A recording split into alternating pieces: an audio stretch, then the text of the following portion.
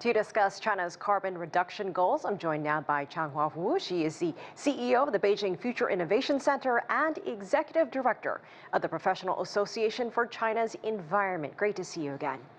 Thank you for having me. Well, what does it say about China's carbon neutrality efforts when you see these mega projects going up in such a short amount of time? Do you think China could reach its goals ahead of time?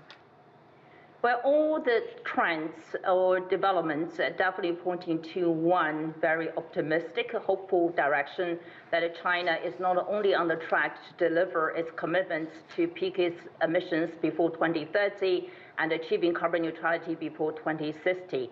Those are the commitments the government made to the Paris Agreement.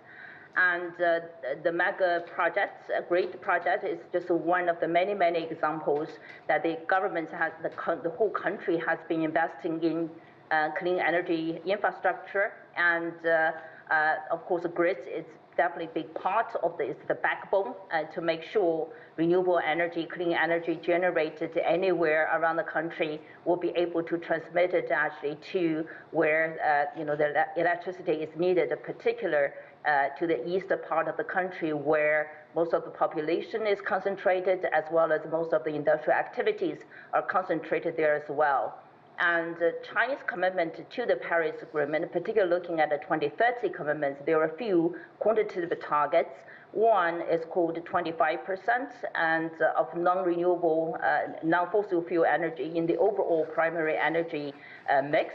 The second number actually is about 1,200 gigawatts of solar and wind installed capacity, as well as 65% energy intensity reduction over 2005 level. And if you look at where China stands today, we're pretty much not only on the track, we're pretty much exceeding actually most of the numbers actually towards that direction. If you look at the particular renewable energy development and the current estimates, pretty much all the major estimates by different schools of thoughts, academic platforms, and is that by 2030, Chinese renewable energy is expected to reach, at least actually 1,500 gigawatts. We above the commitment of 1,200 gigawatts. That set a major tone actually for the clean energy transition in China. And if you look at the transition, not only energy sector, but as well as mobility, industrial sectors, you name it, everywhere. It's becoming an ubiquitous, united front in the country that we need to make sure the energy system transition is really moving forward in order to address the carbon emission challenge.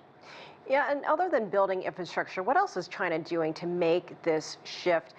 Do you see any challenges? And bring us up to speed on this big push to grow the EV industry. We know that there are so many car makers out there pushing these cars. Will that make a huge difference as well? Definitely, absolutely. That's a very important part of clean electrification of the mobility sector. We all know transportation contributes a big part of the total emissions in China, of course, globally there as well. So clean mobility has become a major part of the solution. China today has been recognized its leadership in terms of advancing the clean electric EV revolution. There are a few numbers to demonstrate that leadership. If you look at the sales of electric vehicles every year, and particularly in the last few years, 60% of the global EV new sales actually are in China. If you look at manufacturing capacity, China pretty much provides about 50% of major segments of materials, major parts for EV. Manufacturing, if you look at the material processing, 80% of capacity actually is in China there as well.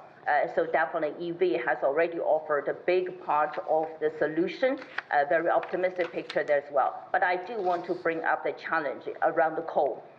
Because of complexity about the conflicts in Europe and the COVID, of course, we're just trying to recovering, getting out of the process, the disruption of global supply chains, energy prices, you name it.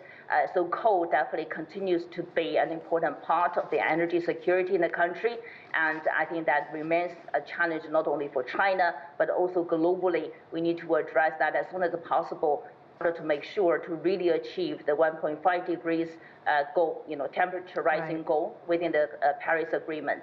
All right, Changhua Wu, thank you so much for joining us. Always great to get your take. We appreciate it. Thank you.